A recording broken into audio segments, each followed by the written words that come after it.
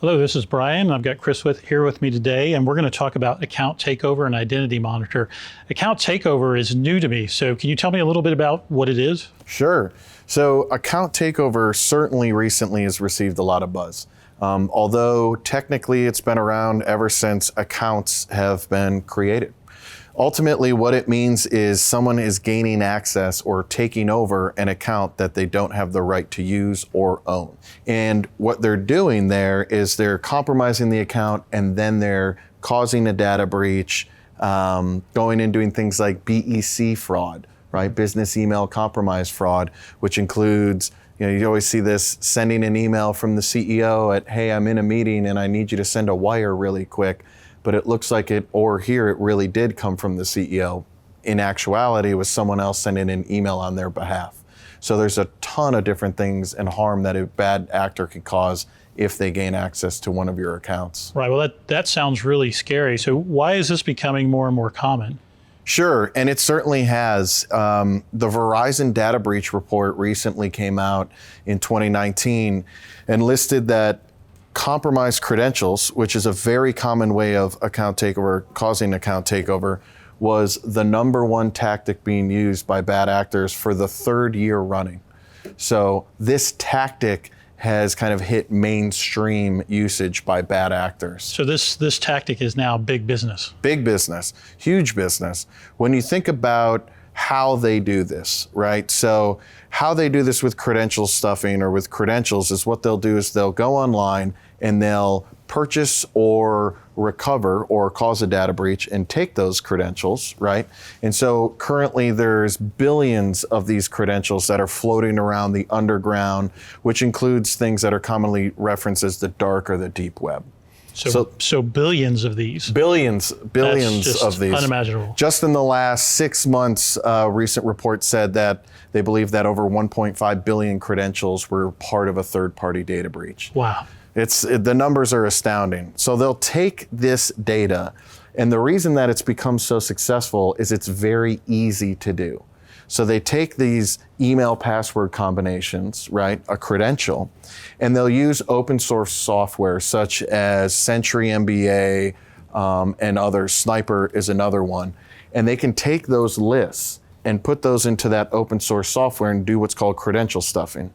And they can point it at anywhere from 20 to 50 to 100 different sites. Right. And say, try this list of 50 million credentials against this 30, 40 sites. And those sites could be your work site, right? The URL that you use to log into work email. They could be your Amazon account, your Spotify account, but also other accounts you use for work like Salesforce, HubSpot, Dropbox, things like that. So this is more than a problem for just my personal email. This is a big time problem for companies. Absolutely. Yeah, this tactic, back to that reference of being the #1 tactic being used by bad actors, is to cause data breaches. Certainly it can do harm. You'll hear about a friend say, hey, my Facebook account got hacked.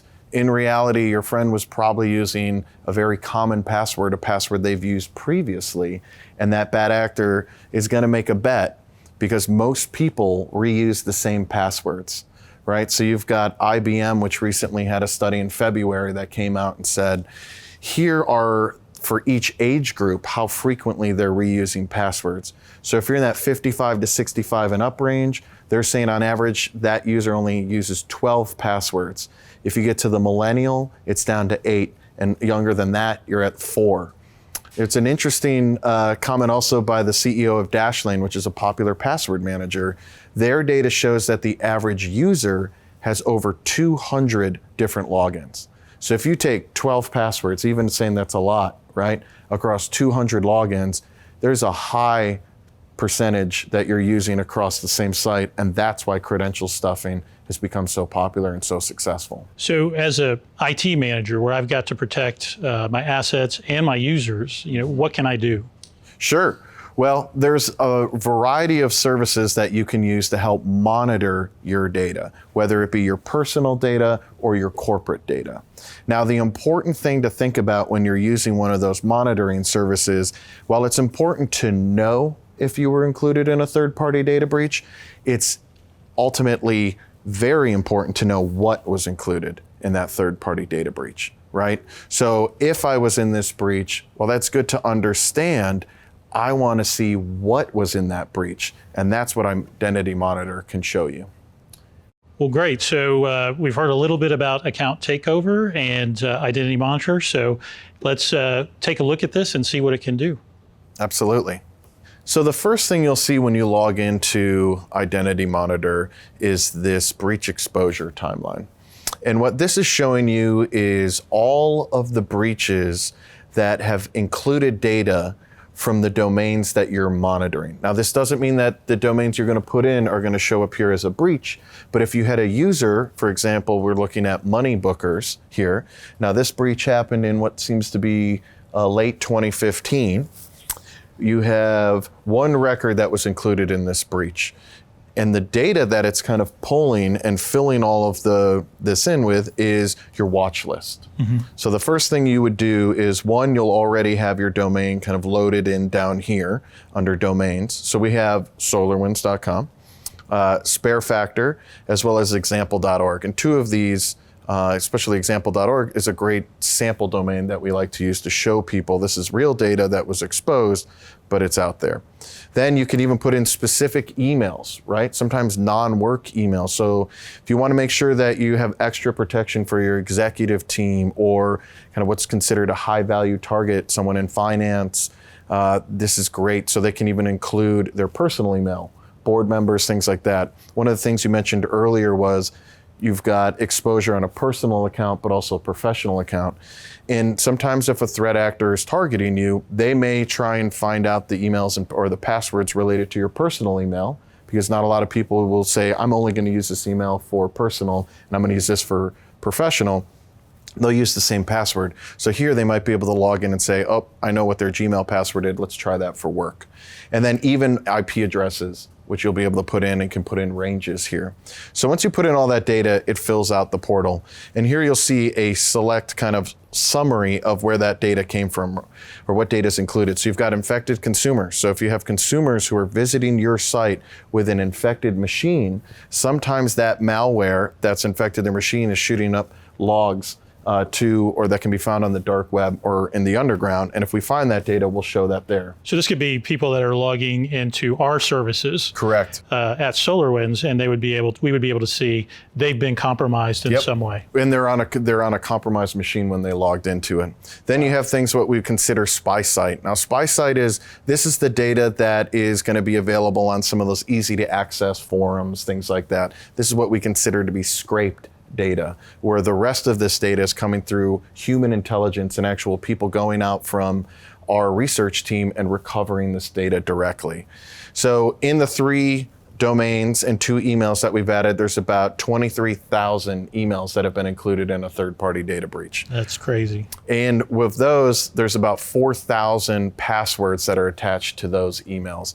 The majority of which, about 90% of the passwords that are in our database, are in plain text. And we use various software and IP to crack those passwords, because if we can crack the password, we know it's only a matter of time before the bad actor is going to crack that password. So that's really great. You guys are doing the hard work to understand what the password actually is. Correct. If I get this data, if I don't know what that password is, I don't know if I'm compromised in other areas. Correct. Or if it's in a hash, let's say it's SHA-256, you would just see a kind of a jumble of letters. You don't know that actually equals, Apple Sam 123, and that's a password that they're actively using. Right. We do all the hard work for them. So once they're in, they can go and you see this dashboard, and you can kind of hover over and see the individual breaches that are there. And then if you want to be specific to what's the most recent breach that's been recovered that's included records from this items on your watch list, you can scroll over here, and here there'll be some what we call metadata for each breach, right? What's the description of what happened? Crack.io, tell me about that. What was included? And here you'll see that data that was compromised was users, or usernames, passwords, salts for those passwords, because it's not uncommon for a database when it's compromised to have the passwords were encrypted. And a good example of this is LinkedIn again. So when LinkedIn was compromised, they had a press release that went out and said, don't worry, all of the data was encrypted, all the password data was encrypted. In actuality, it was encrypted, but it was encrypted in SHA-1. And SHA-1 is kind of widely known as a very basic and simple encryption method or hashing. And that data is very easy to unlock. And so here you'd be able to see that, and we'd actually show you not only if we have the plain text password, but what the hash was. So you're getting to see the same data that the bad actors are using against them. And here you've got things like private data, right? So you'll see different data sources. The majority of these are showing you private data, which means this is where a research analyst went and actually recovered this. Public data is data that we would consider to be very easily accessible online. Right. So when you hear about kind of third parties that scrape the dark web, things like that, this is the type of data they're seeing. What they're missing is the data that an actual person has to go and try and recover, and generally is recovering directly from another person.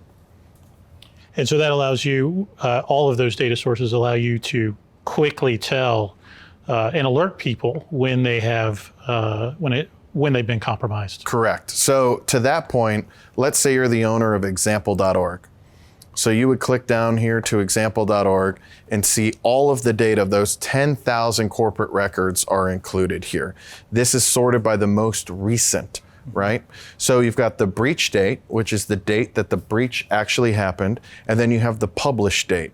So here you can see crack.io had a breach that happened on August 12th, and it was included and recovered by SpyCloud just 10 days later and available. Not only are you going to see the name of the breach, but you would also be able to see all of the data that was included. So we'll include and have severity here that will kind of give you a summary of what that is. So if it says informational, that means that there's not a plain text password included. If it says high or critical, that means there actually is a plain text password that was included. Yeah, here it's something as simple as 123, which somehow First BDS allowed to be a password for their site. Another, this is a combo list. So one of the things we talked about earlier were the lists of passwords that these bad actors use to go and kind of spray or credential stuff different sites. And it's not uncommon for them to use what are called combo lists, which stands for combination list. So here we've labeled this Fortnite, Spotify, Minecraft, and Hulu. These most likely were accounts that were included. So a bad actor went and saw that these lists or the credentials in this list worked on these various sites. Now you might say, well, where does this data come from? A lot of the time, these passwords and these lists come from previous data breaches for a combo list. So here what we're clicking on is the sightings. So we clicked on sightings and it says, how many times have I seen that email password combo specifically? Now here, the most recent time, which we just showed, was this combo list. But you can see that that email password combo has been involved or included in 12 different combo lists. So that means this password has been widely available and used for credential stuffing and others since at least 2017. So not only can you see that you've been compromised, but you can see for how long you were potentially compromised. Exactly, and you can see all the data that's behind that. And then when we talked about infected customer records or consumer records, here we've inserted some sample data, but this is what you would see from those types of data sets. So here, let's go and show all the passwords. So you've got Zeus botnet, which is a popular botnet, especially for financial services accounts, to attack financial services accounts. You've got the username that user put in, and you've got the password they were using. Right? So here, if you had a user that might have called and complained about their account being taken over or something, you might be able to check with Identity Monitor to see was that data included in a third-party data breach. Great, and so this looks like great data. How are people notified? So I've got this, I've bought it, and then what's going to happen as these things come in? Perfect. So you will be notified via email when any new data matches your watch list. So you or anyone, if you come down here to team management, you can add various team members, which there's a lot here. And then you can set notification preferences on when they would receive an email if a notification comes in or a new breach comes in that matches, and see who's actually signed up and is going to be verified. So there, you or anyone on your team can log in and see what that credential is, check your system to see if it's currently being used, or reach out to the user directly or your employee directly and let them know that they might have been or they were included in this data breach. Well, this is very eye-opening, and it looks like there's a lot of ways that Identity Monitor can protect us from account takeover. Anything else that you want to show? I think in summary, the most important thing is to make sure when you get in here that you put in the right domains and that you make sure that you have the right team on notification so you can help stop these accounts from being taken over before the bad actors have a chance to log in. So Chris, thanks for the awesome demo of Identity Monitor. And if you guys are not scared enough, you should be. We recommend that you go to www.solarwinds.com/identity-monitor. Enter your personal email address, your work email address. It'll tell you all about your what breaches that you have and information about your domain. Really recommend that you do that so you know what exposure you have today.